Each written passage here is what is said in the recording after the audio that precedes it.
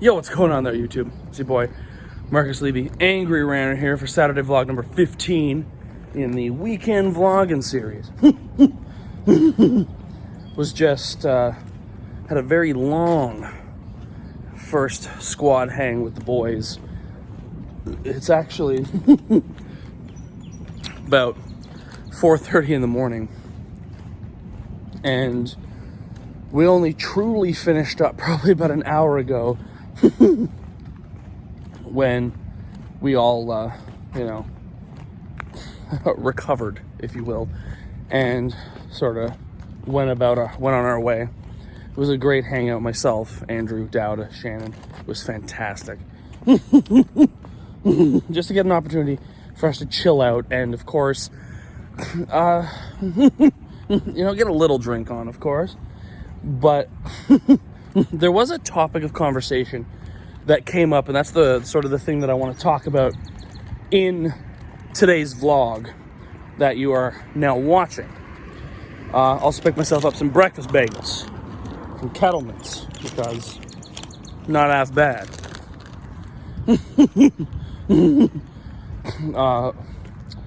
But so the topic of conversation that came up was, so obviously out of the squad, for those of you that know or have seen some of the previous videos, myself and Andrew are the two white boys in the squad.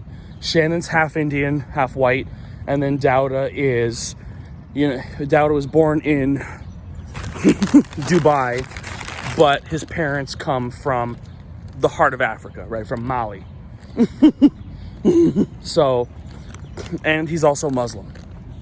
So there is some diversity within the group, despite the group containing probably about 66% whiteness.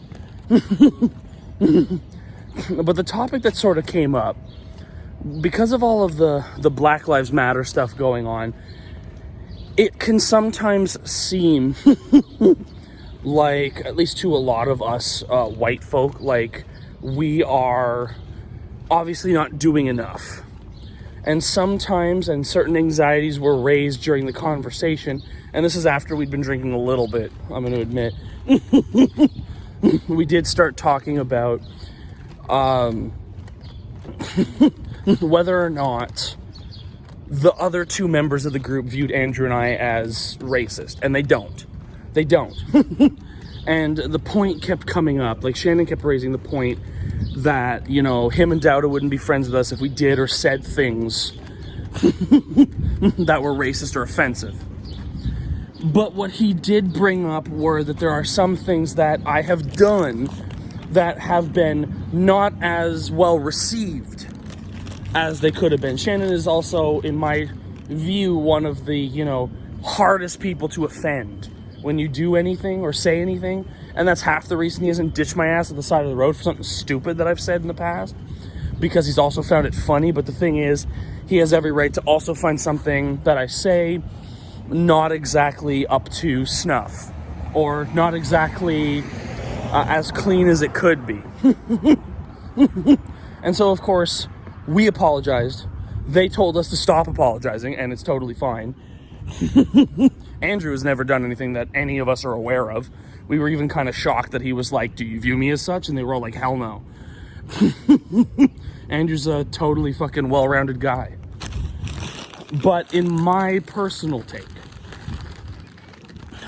it's come to my attention because, as per the podcast episode that I did with Shannon, Self-Improvement Guaranteed, where I talked about this Quest for 30 thing that I'm doing, which of course I can talk about more in another vlog as well, maybe even tomorrow's.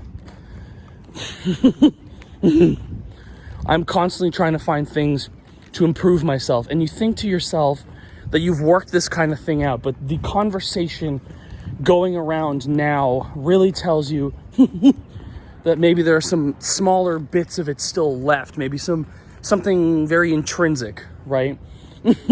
And of course, as the, father of anti-humanist theory, I've mentioned on this past episode of the podcast, Humanism is Dead, where I talked about anti-humanism, is about being willing to and freely owning up to your mistakes. And so this is kind of where I'm doing this on a more public forum, calling myself out and apologizing. Because I've already done my Black Lives Matter point. I've already done my I fully support this movement. But what I haven't done is finally take stock of what it is that I'm doing myself, that it's not contributing to the solution. And I think that's what every fucking white person out there who looks like me needs to fucking do, is take stock of the things you do or say that are not contributing to the solution to this problem, because that is the first thing that you can do, is check yourself. Because we've wrecked ourselves somewhere along this rocky seashore of race relations at least once. And then just patched the fucking ship up and kept going. And so it kind of got me thinking, well, over the past, say 15, 20 years, my humor has had to evolve a little bit, If you go back 20 years, I'm a 4-year-old, so like, there's nothing there. But if you go back 15 years, I can tell you that's around the time that, I would have done what any kid who was 9 years old at the time probably would have done in my situation. And it was, when you're making jokes or whatever, you're doing ethnic accents and all this and that. You're doing Indian accents, you're doing Chinese accents, you're doing this, that, and the other. It's not funny anymore.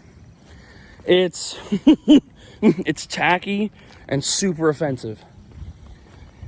But it was something that until probably today, I had not yet decided to retire from my repertoire.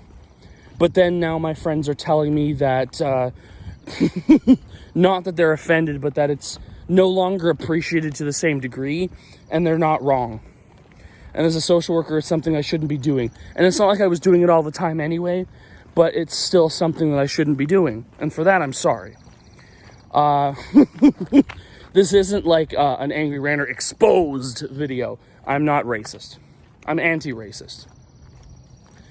And part of what you can do is call yourself out on shit you've done. And so I'm no longer going to have humor that contains any ethnic accents. All white people accents are still on the table.